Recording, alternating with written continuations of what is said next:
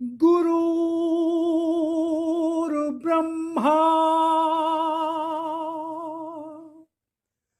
गुरुर्विष्णु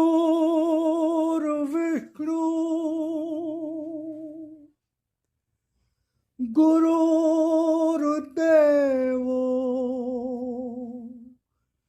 महेश्वरा गुरुर्साक्षात् परब्रह्म तस्मै श्री गुरुवे नमः।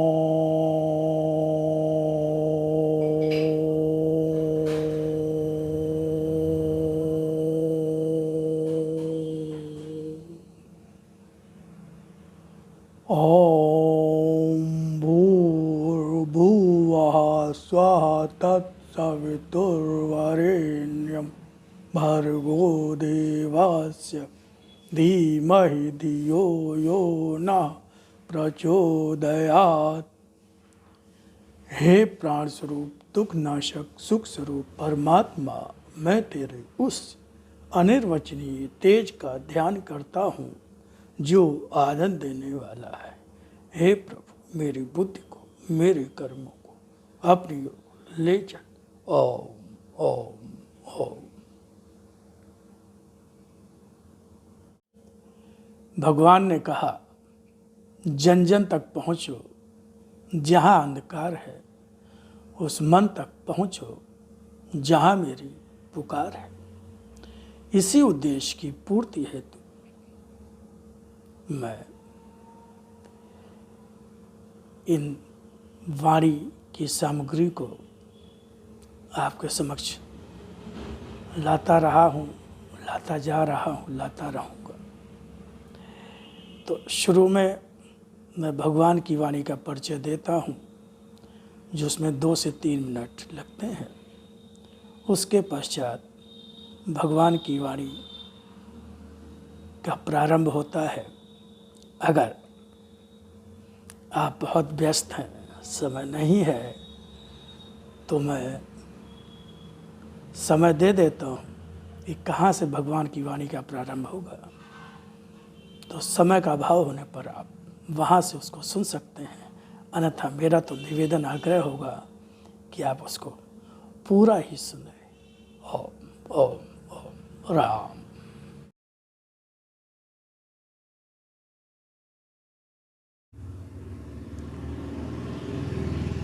स्वयं भगवान की वाणी और अपने लिप रूप दर्शन के संबंध में क्या कहा, पहले उसको सुने, फिर आगे भगवान की वाणी को और सुने। वाणी को समझो, उसके एक एक अक्षर में अर्थ भरा है। कोई भी शब्द, कोई भी अक्षर मात्र भाषा का खेल नहीं, यह शक्ति है।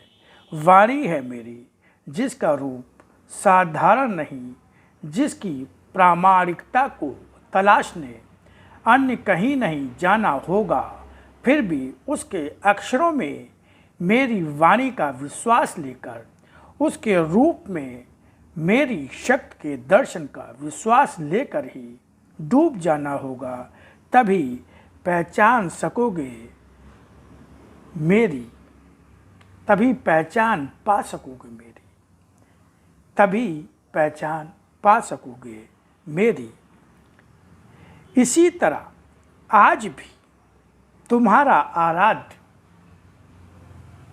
भगवान ने जिस तरह से भगवान श्री राम, भगवान श्री कृष्ण आए और उन्होंने असत्य धर्म का नाश किया, जब प्रभु श्री राम आए तो रावण मारा गया, जब भगवान श्री कृष्ण आए तो कंस और उसके सारे संगी साथी मारे गए। इसी प्रकार भगवान कह रहे हैं, इसी तरह आज भी तुम्हारा आराध्य फिर आया है तुम्हारे सामने। इसका रूप आज है वही जो पहले भी और सदा से ही पिता के रूप में, भगवान के रूप में कहते और पुकारते रहे हो अपने कष्ट भरे क्षणों में। और इस रूप में भी दर्शन जो मेरा है उसका प्रयोजन भी वही है। लिप रूप में मेरी शक्ति का यह दर्शन किस तरह सारे युग का असत्य और धर्म समेटकर सत्य और धर्म का प्रतिष्ठापन करता स्वयं ही देखना।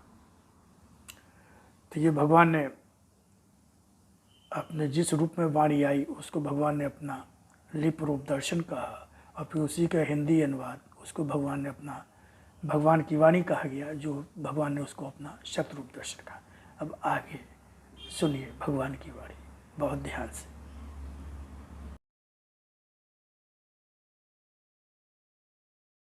मनुष्य अपना इतिहास स्वयं लिखने की चेष्टा करता रहता है, मगर क्या लिख पाता है?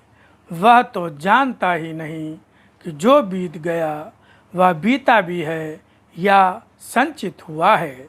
वह नहीं जानता कि वर्तमान का जो क्षण भविष्य की गोद में सोया हुआ है, वह क्षण क्या वही है जैसा उसे दिखाई दे रहा है, या वह बढ़ते बढ़ते स्वयं भविष्य बन गया है। वर्तमान ठहरा नहीं, भविष्य का रूप ले रहा है। ठहरा वर्तमान तो जीवन नहीं, मृत्यु होता है। तुम्हारे शरीर के पंच तत्वों में अग्नि तत्व ही प्रमुख है। इस तत्व का रूप शरीर में आत्मा का मुख्य रूप है। वृत्तियाँ शरीर का भाग होती हैं, शरीर के अंग शरीर का भाग होते हैं। उसी तरह मन भी शरीर के रहते ही अर्थपूर्ण होता है। पंच तत्वों का ही योगदान हर क्षण शरीर को विकसित करता रहता, रूप, गुण, सौंदर्य और शक्ति देता रहता है। इन्हीं में से जब किसी तत्व की कमी होने लगती है, शरीर का विकास, गति, शक्ति और सौंदर्य कम हो जाता है। अग्नि तत्व के रहते हुए ही शरीर गर्म रहता है। जिस तरह तुम्हारी रसोई की अग्नि खाना पकाती भी है, खाना जला भी देती है, और वही अग्नि कभी कभी विभत्स रूप में आकर शरीर को ही भस्म कर देती है, मगर वही अग्नि हर एक को तो जीवित ही नहीं भस्म कर देती है। यह प्रयोग पर निर्भर करता है कि यह अग्नि किस तरह प्रयुक्त हुई। किसी अनाड़ी के हाथ रोटी सब्जी बनती है तो कभी जल जाती है, कभी उसका स्वाद खराब हो जाता है। कभी योग्य हाथों द्वारा जब इसी अग्नि पर भोजन बनाया जाता है तो खाना अच्छा और स्वादिष्ट बनता है। यही अग्नि कभी कभी तुम्हारे संसार में तुम मनुष्यों की इच्छा अनुसार किसी का जीवन छीन लेने के भी प्रयोग में आती है।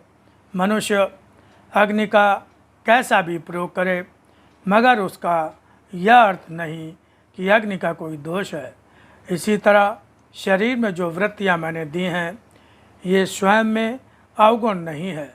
जिस तरह अग्नि निकलती है कभी चिंगारी के रूप में, मगर जब या तो हवा का झोंका तेज होता है तब, या फिर तुम स्वयं उसे हवा दो तो वह तेज होकर लपट भी बन जाती है।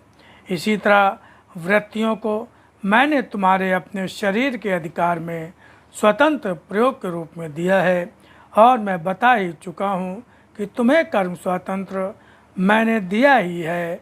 इन्हीं अधिकारों का प्रयोग जब तुम करते हो तब कभी तुम्हारी इच्छा अनुसार ही तुम्हारी वृत्तियाँ तीव्र होती रहती हैं।